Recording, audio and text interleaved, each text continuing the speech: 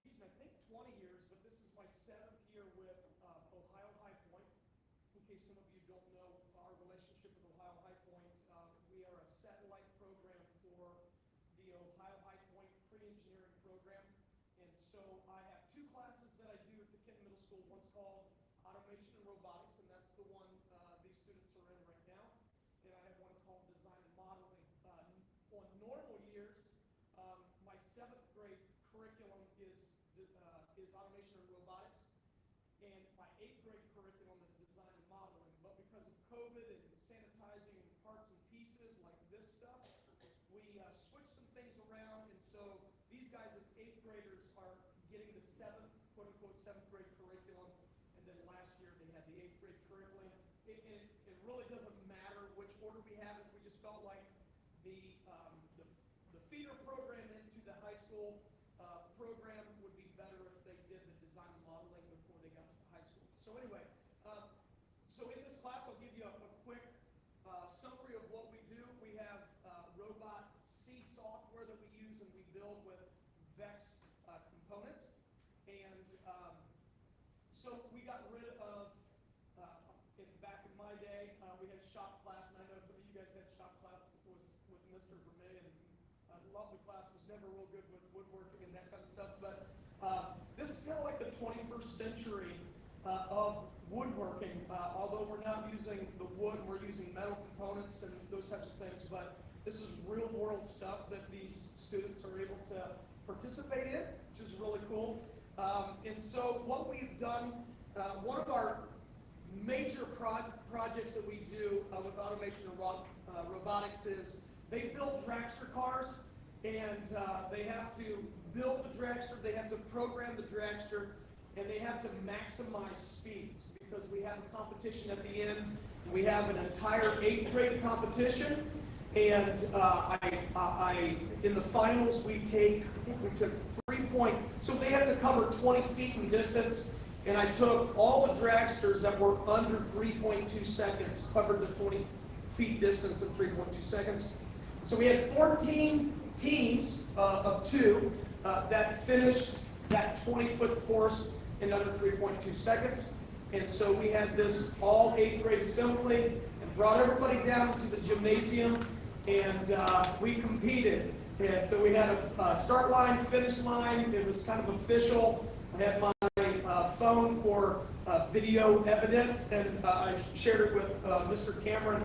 And these 2 teams right here were our finalists, and this team right here was first place, and this team over here was second place, and we're literally talking an inch. I mean, it was really, really close. So if you guys don't mind, we're going to do just a quick demonstration. Hopefully we don't slice any Achilles tendons here, so you might want to pick your feet if they come towards you. So you guys have to come over this direction. One of you probably needs to go to the other end.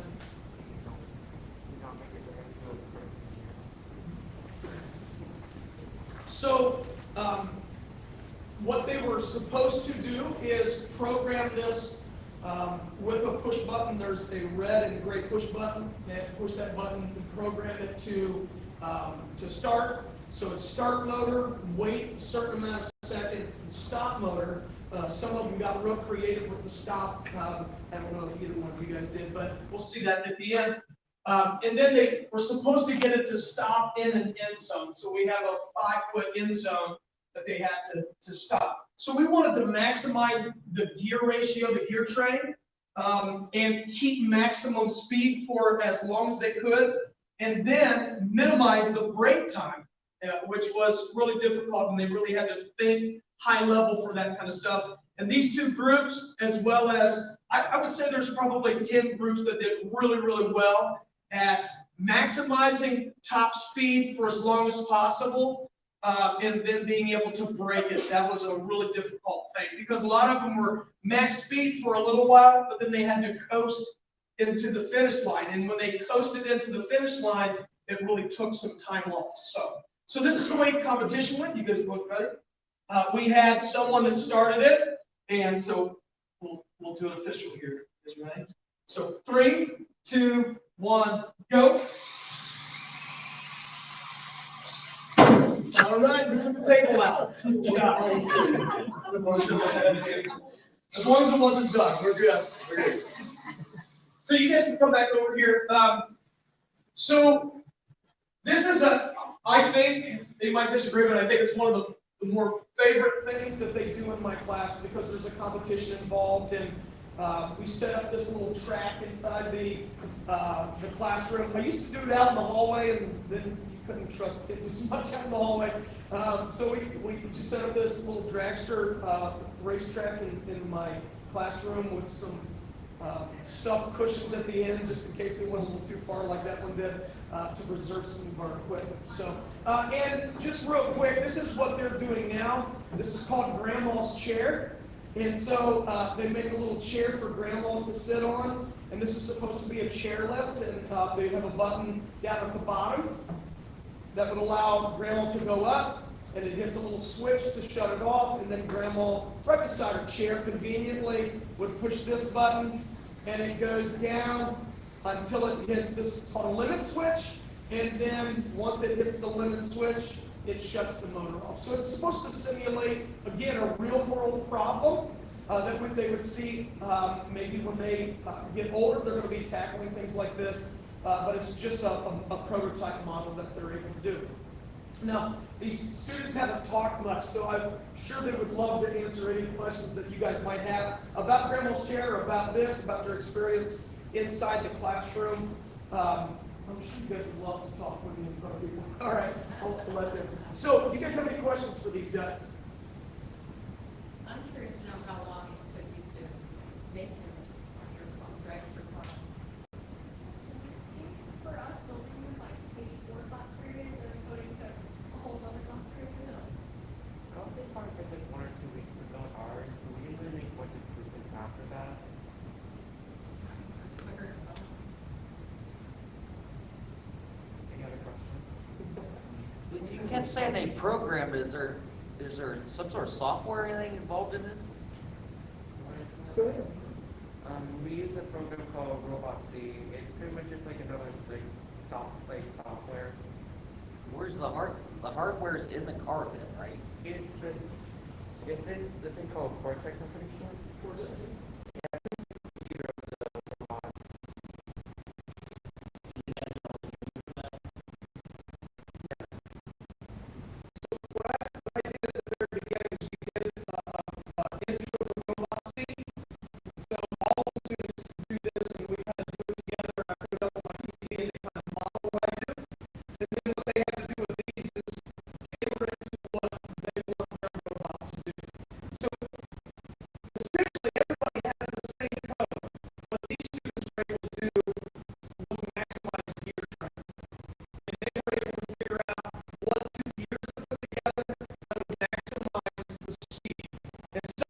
Backwards and never maximizing torque, but those students that really paid attention and thought outside the box were able to take that largest gear, put it with the smallest gear, and really maximize.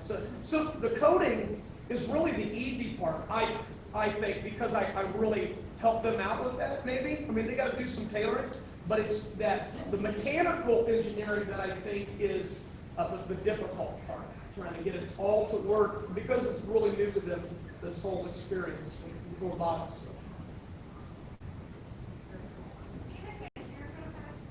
Can your chair go faster?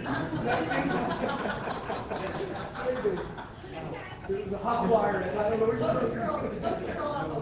Well, the funny thing is, with Grandma's Chair, we have to have that conversation about safety, because they want to put Grandma on the fastest speed possible. Let's I'm not sure what their Grandma experience is like, but they don't. They want to play around with Grandma a little bit on the chairs.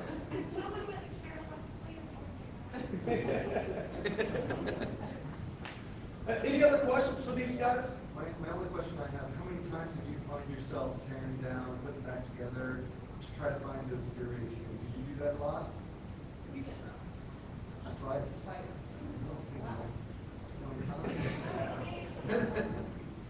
Yeah, I think that's the hardest part, is you find out where the limitations are and how hard they're willing to work, and how how much endurance they have in this project, because it does, like, if you get these gear ratios wrong, it's not just changing out gear, sometimes it's removing things to make things fit in there and moving bearings.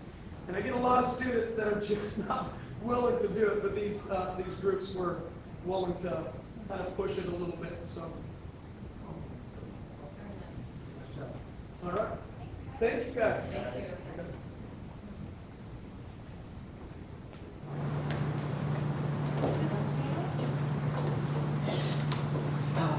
You don't care enough. I just like recording. Not sure how I'm supposed to follow that. I don't have anything near that cool.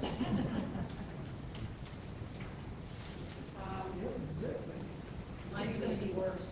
That's a little scary. I just have really some few things this evening that I wanted to highlight, and talk about a couple of things that the district is pretty proud of, and, just give you some updates on the curriculum department. Up on the screen, and then I also gave each of you a copy, you'll see that, we have, some progress measures that represent our students' growth from last year. And I think, maybe you know that because of COVID, we didn't get a grade card last year, or the year before with a grade on it. But there are a few things from the data that we analyzed and that we can, glean some information from. One of those things that we were particularly proud of, was the progress measure, and that's also referred to sometimes as value added. And it basically means, the way students grow, or the amount that students grow in a year. So we expect all students to make 1 year's worth of growth, each year. And then, we take the state tests and, do their magic formulas, and then we get to do how much growth our students actually make. It is one of the areas that we've struggled in the past, but as you can see, last year we made some significant progress, and I just wanted to highlight that, kind of bring that to your attention, because our teachers are working really hard. And this kind of shows, some of that growth that we have seen in the past year with our students, amazingly, even through the pandemic, seeing this level of growth that we haven't seen in quite a while. The goal here is to get in green. Just so you know, the green means they met the expected levels of growth or went and exceeded expected levels of growth. Yellow is not horrible, but it means they're close to meeting growth. And you can compare that to 2019 to 2021. All of our ELA areas are in green, which is fabulous. It's fantastic. Even though we have a couple of math areas that we still need to grow in, a couple of them did make significant progress, moving from red up to yellow or orange, which is still pretty amazing considering the pandemic and the amount of school that it puts in this. In addition to the value added from students, teachers also get sort of a grade on their value added. And in the district, we have 39 teachers who get a value added score, so to speak. And 32 of the 39 of our teachers are in green, or were in green last year, which is amazing and fantastic. And those who were not were very close, and we have programs in place that I'm going to talk about a little bit tonight, to help those teachers, to help those students close those gaps and meet those growth levels. So one of the programs that we're currently using is called IXL. And it's a curricular program that allows students to practice very specific skills. So students can give diagnostic tests and pinpoint exactly which skills the students are struggling with. Then they can put them on the IXL program and have them practice. The kids love it. It's probably not all kids love it, I should qualify that, but most of the kids really enjoy it because it's very interactive, and it's kind of like a game sometimes when you're trying to beat your score.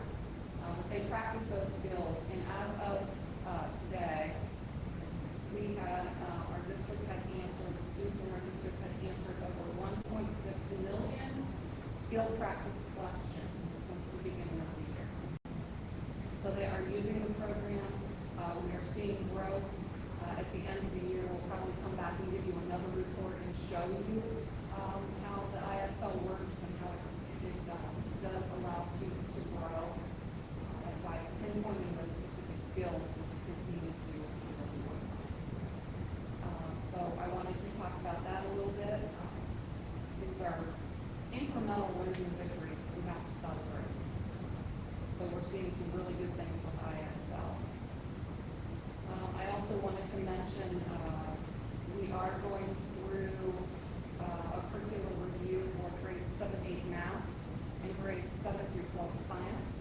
We are starting that process. We're looking at curriculums, doing the research. Eventually teachers will practice and do some piloting of those curriculum programs before we make any purchases. Then we'll invite the sales representatives of the companies that we kind of narrow it down to for our research. We'll invite them in.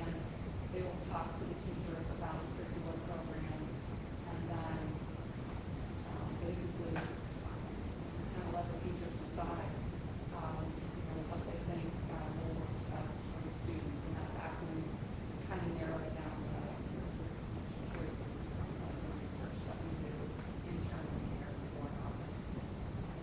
That's just a few highlights from the curriculum department.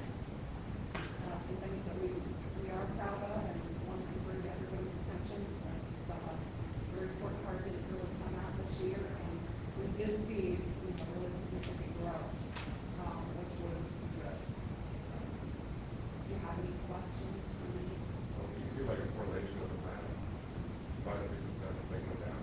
So, Yeah, we have a couple curricular gaps with the fifth grade math department that we're kind of working on with that.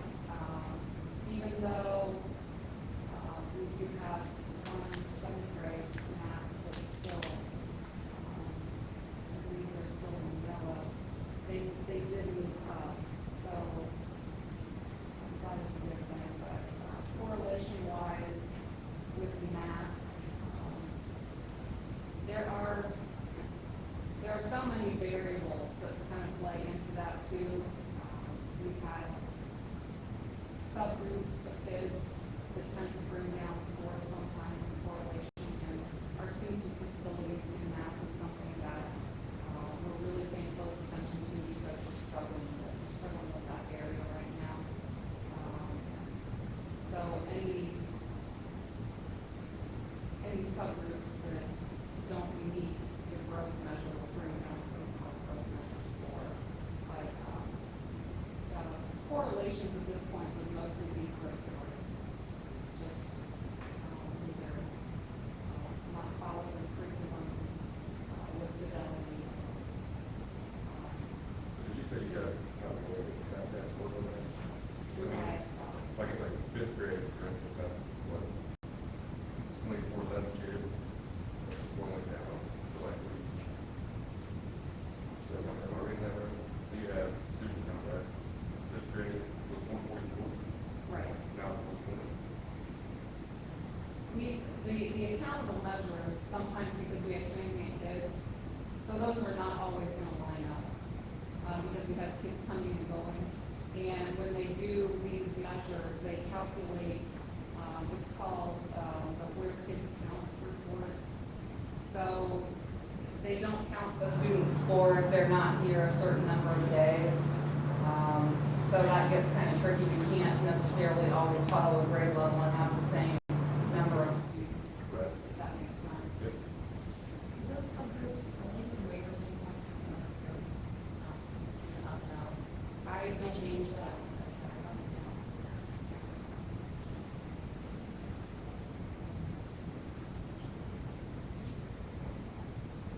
Any other questions? Not so much a question, it's a comment. It's really a testament to what we try to do, to make sure as the students, as a team, we try to make sure students who are in school. And then my child, I knew was from the very beginning, I got one daughter that I knew I wasn't going to be able to teach her. I'm not a teacher, so, I mean, I think it was a testament to what we've tried to do to make sure our kids are staying in school for as long as possible, as many as possible, and I think the teachers need to know that. And then, as the state meeting said, you can't top Mr. Mans there, but I think this is just important, if not more important than, because if we can't do the basic things, get our kids the basic skills in reading, math, writing, well, we're failing them, so I think we're on the right route. I mean, Yeah, the data's good, the presentation wasn't as finesse. But the information is really good, and our teachers, like I said, they're rock stars. They're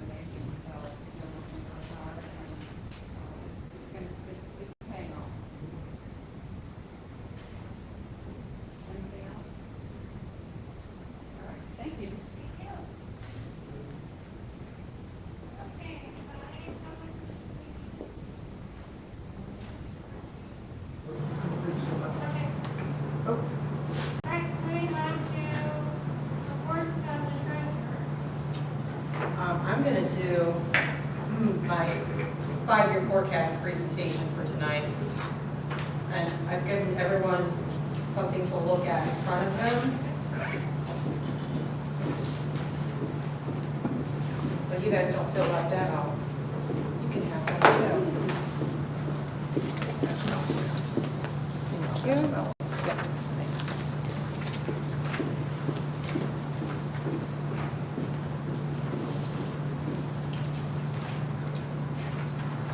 You can just click it to the next slide.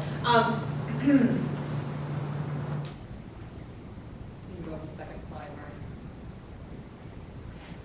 Okay, so before we actually get into that, I'm going to have you look at this. As I always tell you, the most important line is line 6.01.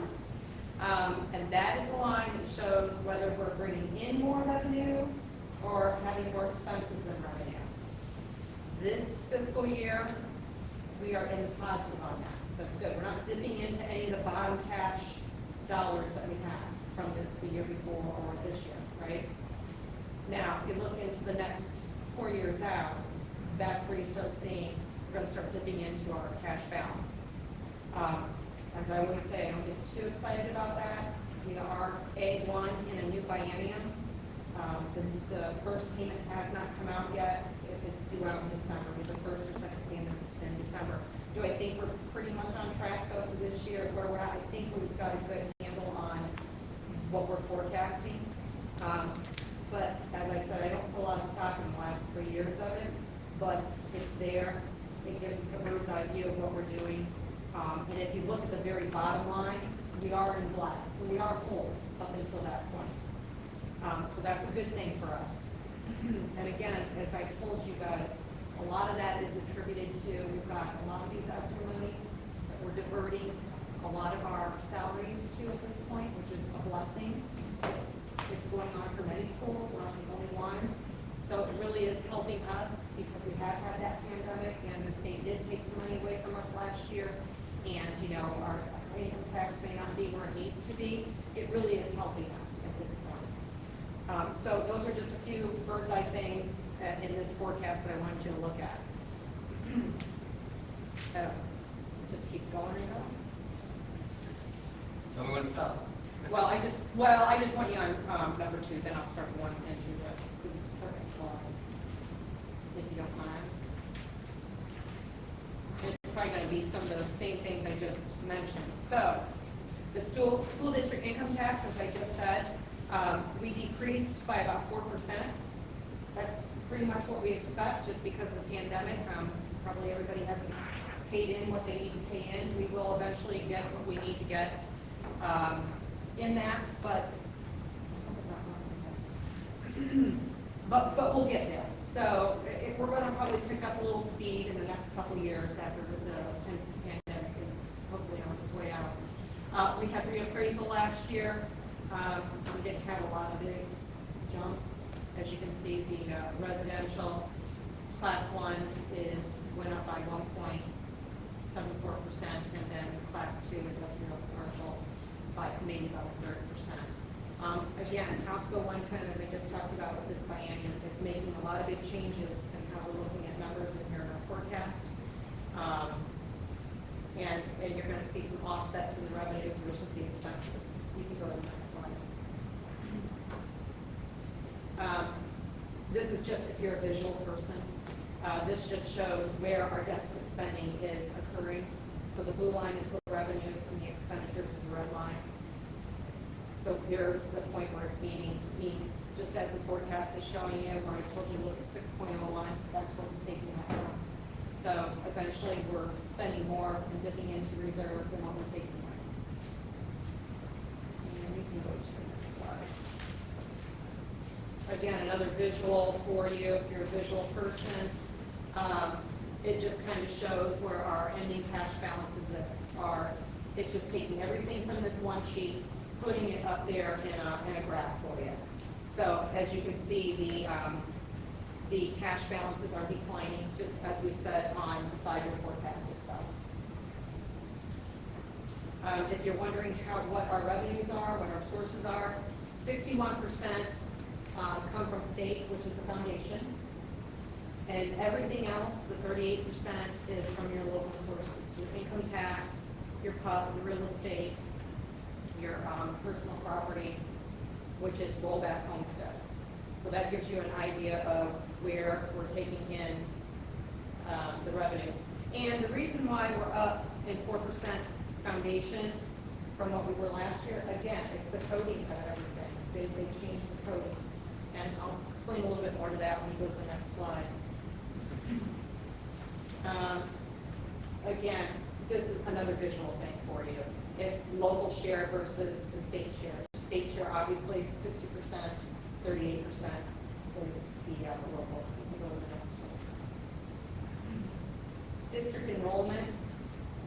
Brian asked me earlier where we get these numbers from. They're moving numbers, but the story tells you. In fiscal year 15, we had a little over 1,900 students, and this past year, we're right now 1,800. And I think, Brian, what'd you say, what we have? I have 1841, Well, I mean, when you started but that's in preschool. Oh, I started, we were almost 2,300 in 2000. in 2000. So we are in a decline. We've got 161 kids coming into the district and about 123 going out. Something that I think we could, hopefully is going to be a good thing, will be the new buildings that we get, and hoping that will attract a lot of people back to us. So that'll be nice for us. From my understanding, we do get a lot of kids that go to Ridgemont, supposedly for their FFA program. That's what I've been told. We do have a lot of kids that seem to go to Ridgemont, but we've got them really going, and 123 kids, it's a lot. But again, we possibly can attract some kids back to us. Oh yeah, and open enrollment kids, they are not going to be counted as our kids. That's part of the coding issue that I was telling you guys about, because if you look at your 5-year forecast, if you look at line 1.06, that's all other revenues, that used to include, if you looked at 3 years prior, that used to include your open enrollment kids. But because now they're going to be counted as ours, that's why that number went down. And your state foundation number, 1.035, went up. That's part of it. So again, it's all based on House Bill 110 and the moving parts that are having this code. It's a matter of coding at this point. So how does that work with the open enrollment? I know when they used to open enroll, the money instead of going to the other school went to us. Does that fluctuate at all? Well, the 161 kids that we get coming here, Yeah. we're going to count as our kids. Okay. That's just it. And any district that our kids But are does that going to. district still get to keep the money for? No, That's what I was asking. no. Our money, our kids. Okay. Yeah. So that's a shift. I was seeing if that was what was causing. Yeah, we're still going to track it. Obviously, we need to track just, for our own purposes. But yeah, they're going to be our kids, our money. Yep. Expenses then, again, another visual thing. This is one that I know we talked about in our finance meeting. And in the previous years, if you look at the last 3 years' history, our salary and benefits is always going to be the biggest expense in any district that you go to. That's just a given, right? If you add the two together, it says we're 86%, but that's not comparing apples to apples. So, and the reason being is because on line 3.03, we used to be $3.2 million, right? That included any open enrollment kids going out and community schools. We had to expense them. That became an expense code. That's not there anymore. So if you take everything relative, really our salary and benefits, if you're going to make it apples to apples, we're about 80%. But that's been skewed because of taking $1.3 million out of the expense column. So now it's showing 8.3%. I mean, you just minimize your whole expenses by almost $1.5 million. So that's going to skew that number. How important is that metric for people? It's important only for us that are, where's the money going? Because that looks like you're really heavy on your expenses with salary and benefits. But if you're doing, I was just thinking, if you're Yeah. very efficient with services, you're getting a lot more out of that bang for the buck, so your other number's gonna be But high. if you think about it, the 3.2 million, right, really 1.8 million is services. The other 1.5 million was just coding our kids who went to community schools or went to other schools. That's really not a service that we're getting. That's how the state made us code things like that. So House Bill 110 has changed that. So that skews that whole number. So it makes us look like, oh my gosh, you guys are really heavy on your salary and benefits, and we're not. If everything had been relative this whole time, it wouldn't have been like that, so. That's the one thing where it looks like it's, but we're not the only district. I guarantee that's how every district's gonna be, because they've lost their coding from that, if they had open enrollment and community school days. You can go to the next one. Okay, again, if you're just a visual person, it just codes out, wages are the red, obviously that's your biggest expense, benefits are the blue. It's saying a lot of things I just said. House Bill 110 makes a lot of moving pieces for us. I talked about line 1.06 and the 1.035. Again, a coding, they're all coding. It's just reiterating what I just said. And again, ESSER funds, we have taken a lot of our salaries this year and deferred them into the ESSER funds. Some will not be coming back to us, some will. But we're making a very conscientious effort at understanding what salaries are affecting that and what salaries will be going away. So we do have our finger on what's happening in the district when it comes to that. Other than that, I mean, we really do have a good story to tell. With the bonds coming up, we're gonna have to sell bonds. I'm gonna have to talk to Moody's and, whoever the rating agencies are. They can take, the nice thing is they're gonna take our official statement from last year when we refinance bonds. We're gonna take that, so that's a lot of the hard work that's put behind us. I don't have to put so much emphasis on that. But they're gonna have to revisit us and give us some kind of rating. So we've got a schedule for that, that's coming up, but again, having a forecast like this will really help us as well, tell a good story for next year's schools. Are there any other questions that you might have? Outside of the last time we talked, last meeting, have we heard how the state's gonna do funding and how, or what the new, where they, last time we talked, and which was probably about a month ago, when I talked to Chad about it too, it was still kind of in limbo, and they hadn't really given much of anything. They're still figuring a lot of things out. That's why they pushed it off from October to December. And we're actually, even with our ESSER funds, I might as well talk about this too, because we talked about in our finance meeting. They're kind of making the plane and trying to fly it all at the same time. So they've given us money, and they're really scrutinizing over after we've spent it, if they're going to reimburse us. It's not a good story to tell, and we're not the only ones. They made us do a budget, all districts do a budget, because they needed that into the feds in a timely manner. They had their deadlines to meet too. We thought we're good to go with everything that we've got, budgeted in those $7 million that we've got. And they could say, no, you're not going to get funded for this. So what we are doing is, because we had a meeting with our bond council, which is Berger Heckler. We had a meeting with Becky Prince-Warren and a couple others, and they are looking at, Jody has given them our detailed budget from the CCIP for these ESSER grants, and they are going to look it over because they know that there are some issues around the state for many of them. We're not the only ones. It's many districts are having this, are we not going to be able, we're going to spend this money and then you're going to tell us we're not going to have it. And that's going to put a lot of districts in a really precarious situation. And I made my feeling known too, and I said, don't give us the money and then say, no, we can't have reimbursement.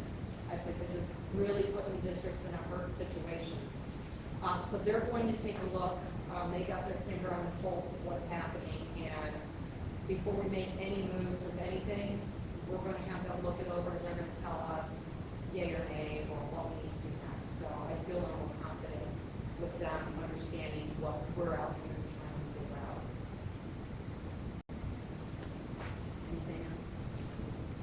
I know, the two of you, just let me know, because I know it's a lot, we can have a conversation. So what is the ESSER funds?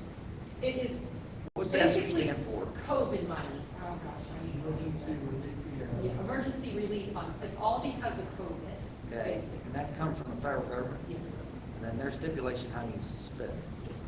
But you don't know what that is yet. We thought we did.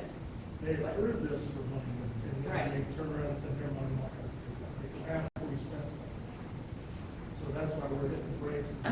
No, we may not have it clear and concise, how they're going to deal with it. Want to spend it on what you guys are doing due diligence on it, if you spend it here, we do this, we do that, and you're like, oh, well, Yeah. maybe. Well, and Not this, so sure. well, and then they pushed out a second set of assurances, which again, didn't mean anything. They reiterated what they'd already stated, which didn't mean anything anyway from the beginning, so. Again, I'm just saying, we're not the only ones having this aha moment. So that's why what you guys said, we're kind of pumping the brakes and making sure that what So we. they didn't give you any parameters going into this then? They just said, here's your money, do whatever you want with it? Right. Yeah. Jody can attest to that. Unfortunately, yes. How much of it have you spent? Very vague parameters. Very, other than on salaries, we haven't even dipped into it yet. Okay. No, we haven't even dipped into it. A lot of it is contingent upon, if we pass the levy. Because a lot of the monies then we thought maybe we could put towards a building at the high school and do some renovating there. But you don't know that for sure at this point. Not yet. When will you find all this out? Well, we sent it off to the legal last week.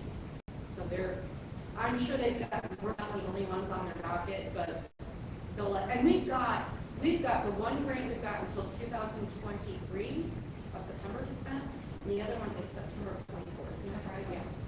Yeah, so it's not like we have to spend it like tomorrow, but we'd like to know how to, navigate through Give this. us the guidelines so we know, kind of like, oh, we're not gonna pay us that, Right. we're find this much. Right, exactly. Is that money in here? No, Okay. this is just general fund Okay. money. So you have the money? We don't have it, it's, what do I say, It's segregated off. And a lot of it. It's a separate pot. Right, but I'm saying, did they physically give you the money? No, that's why I'm saying, you have to spend it and then you have to request the reimbursement. Okay. It's like they send it off to a pot, and then we send them the bill. Bait and switch. Yes, yeah, And then they pull the switcheroo on you and say, Yeah. we're not paying for that. yep. Okay. And this will be submitted to ODE then? I'll get that submitted. Anything else? Okay. Motion to accept the treasurer's report. Carmen. Second, Albert. Vote please. Mr. Dick? Yes. Mr. Ludley? Yes. Ms. Stryker? Yes, ma'am. Mr. Albert? Yes. Mr. Carmi? Yes, ma'am. Superintendent report. All right, I'm gonna make this short, but I definitely want to talk about the bond issue, and just want to thank our voters. That was incredible, just to pass it the first time, but also to do so at the percentage in which it got passed, and I think that it's because we had a lot of people that were involved and out talking about this early on. Had a lot of people in the campaign committee that did a phenomenal job. They put a lot of hours in, making phone calls, going door to door. Even when we were at the fair, that's where it first started. From the time they opened till the time they were closed, somebody was at the booth talking to people. We tried to gain as much information as we could, and we continued to put out information. Right away, one of the first things that was out there was our facts, so that way we were getting as much information to people as possible. It was a big effort by a lot of people, but I want to make sure that our community understands that it was truly a community-run campaign. It was not a school-run campaign. And so I think that showed with the result that we got. And I just want to thank the voters and everybody that put in that kind of effort to make it happen. It's super exciting for our kids and our community and our parents. And I just can't wait for them to see it, because it's going to be really an incredible facility when we're done. So I just want to thank everybody. I want to tell you kind of what's next. We have about a year of design and then 2 years of construction that'll need to take place. So in about 3 years, 3.5 years, somewhere in there, we should be, escorting the kids on into the building, which is going to be exciting. Right now, as Jill mentioned, we're doing a lot of financials, all the bond stuff, a lot of things that kind of have to be run past attorneys and OFCC and a lot of legalities, but and it takes a little while. The OFCC just emailed me today to say that it will be about 2 months before we would have a project manager and start down that process of them being able to help us through the securing of a architect and design firm. So that will probably take place in the mid-January-ish. And then we're going to look probably by early spring to be asking for people to join us in looking at design and trying to really start hammering out what the details are going to be with this project. So we're excited, but it's one of those where we got a lot of enthusiasm, and I actually probably may have upset a little bit people at the OCC because I keep emailing them all the time, saying, hey, when can we get our project manager? And they finally kind of said, hey, relax for a minute, it's going to take us a little bit. So the good news is it is moving forward. The bad news is it is going to be something that takes a little bit of time. So just know that we will be out there and advertising for involvement from our community, from our staff, from our parents, and from our kids when it comes that time. But it probably will be more like spring before that takes place. So just couldn't be more excited, and just want to thank our community for providing us this awesome opportunity. And just to go along with that, to kind of wrap up the bonds and the wiring of funds, probably sometime in March. So there's a lot of things that are going on between now and January, February, and then hopefully closing out with the bond and wiring sometime in March. That's the tentative plan. So you're saying that's when you'll be able to lock in the rate for the bond? That's Yes. what that is, so. Yes. And your rating is dependent upon what you get for your bond. Correct. Yes. What is those rating levels? There's double A, single A, small A, big A. I mean, there's a whole bunch of. What's the best, I guess? Uh, Is it double A? I think it's double A with a 1. I don't know, I have to look again, but yeah. Double A plus. Well, double A plus. If I remember right, it's a double A plus. So, yeah, like I said, we've already got the official statement done, but the whole thing is here where we're gonna speak to Moody's and get that whole ball rolling. Yep. Yeah. It'd be nice to get that locked in before the Fed starts. Exactly, jacking that up, yeah. Okay, moving on to committee reports, finance committee. The main thing that I wanted to just to speak about here is, and if I'm correct with this, is just talking about that safety grant that you guys are working on. And I think the thing we talked about mainly within that safety grant is looking to upgrade the radio systems so that we're able to better communicate between basically everybody, bus drivers, each of the buildings. And I think that if we were to go ahead with that, proceed with that upgrade to the radio system, we would still be reimbursed for that expense, for that grant, correct?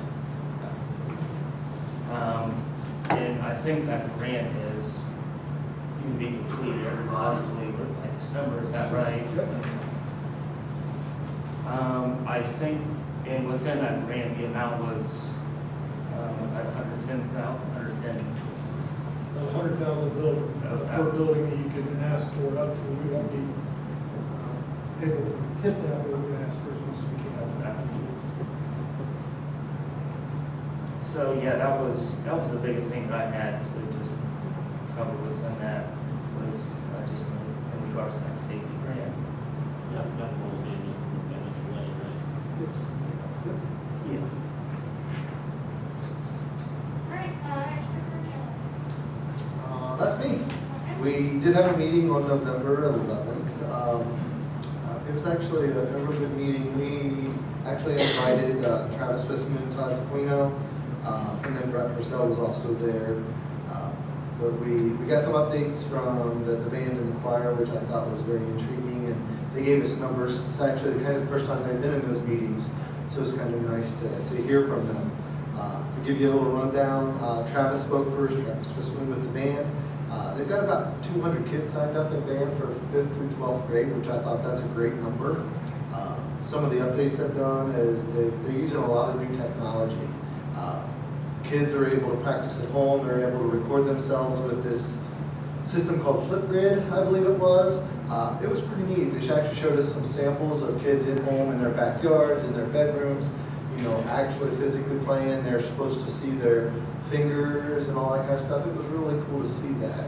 I thought that was real neat. They do have some, for the band, they've got some upcoming events. The 5th through 8th grade choir is actually going to be performing December 7th. The band, and that's for choir only. The band are actually going to be for 5th and 8th grade, December 14th. And then the high school band and choir together is going to be December 13th this year at 7 o'clock. Something new that they're doing that they've introduced in the band is actually they've got a jazz band now. At the high school, there's a couple of people in a jazz band, which is kind of neat.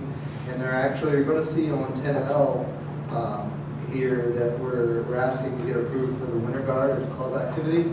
So the jazz band and the Winter Guard are some two new things that the band department is actually doing. So I thought that was really cool to hear. Todd DeQuino with the vocals, you know, the top 20 and all that. They've actually got 230 kids, which is great. That's 7 through 12.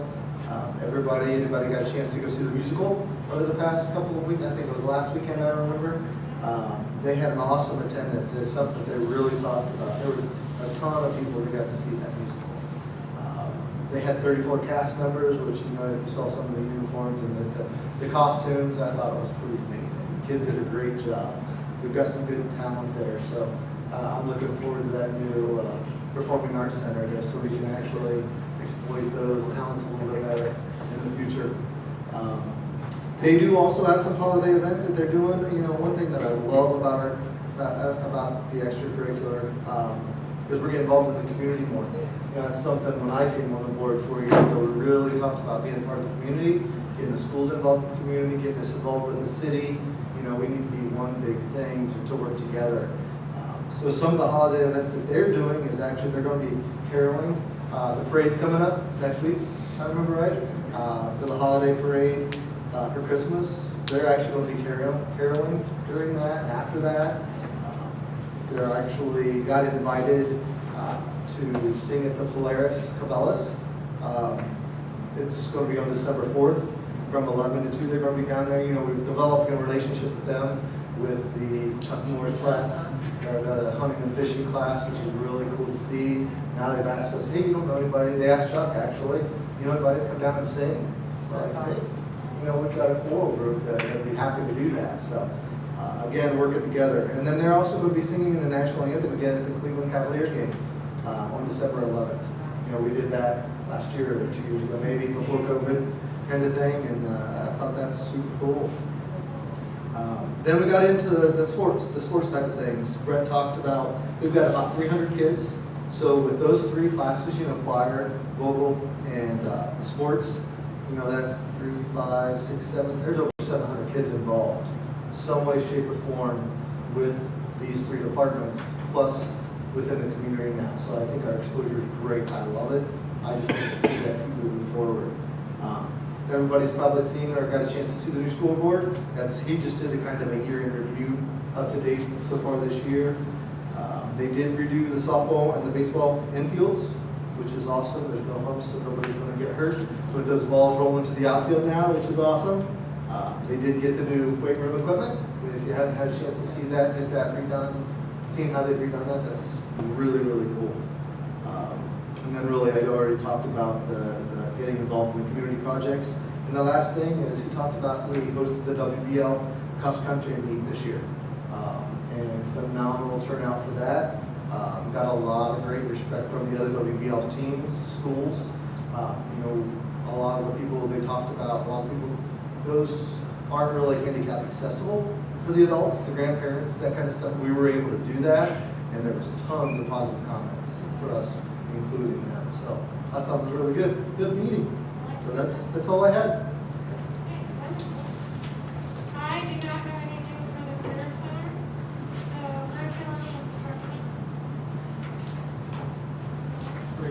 Jody. Moving on, we have no old business, so moving on to new business. 10 is authorizations and resolutions, so we're going with 10A to 10K.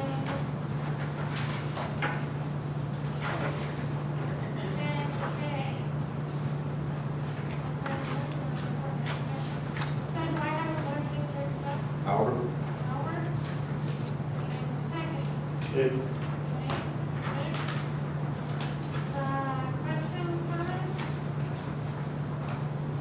Now, I'll go ahead and take a vote. Ms. Striker? Yes. Mr. Albert? Yes. Mr. Carmine? Yes. Mr. Dick? Yes. Mr. Ludwig? Yes. Okay, personnel items. I would like to draw your attention to 11A, the retirement of Mrs. Martin, Senior Martin. She's been with Jim for 4 years. Wish her a happy retirement. So 11A through 11A. 5. I have a motion to accept. Ledley. Second? Albert? Call for vote. Mr. Albert? Yes. Mr. Carmine? I'm going to abstain from this one. Please, 11G is actually my sister, so. Oh, that's right. I don't want to turn down, I just want to read one, so. Mr. Dick? Yes. Mr. Ludwig? Yes. And Ms. Striker? Yes. Okay, item 12, we are going to executive session for item 12. Time is 7:55. And there will be no further business after the executive session. Next board meeting is December 20th at 7 o'clock here at the board. Thank you and good night. Oh, motion, sorry. Got a little ahead of myself. I have a motion to accept. Dave? Nick, second. Ledley. Leslie, Mr. Carmine? Yes. Mr. Dick? Yes. Mr. Ludwig? Yes. Ms. Striker? yes. Mr. Albert? Yes. Okay, that's it. Now, thank